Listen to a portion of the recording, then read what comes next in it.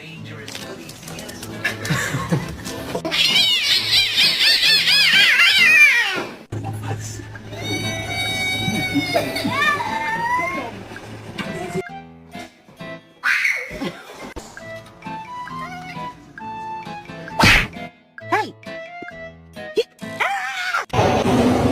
So... Oh my god!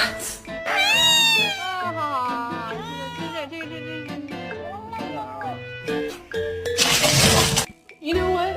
This is the best day of your life, and I'm just gonna let you continue to have it.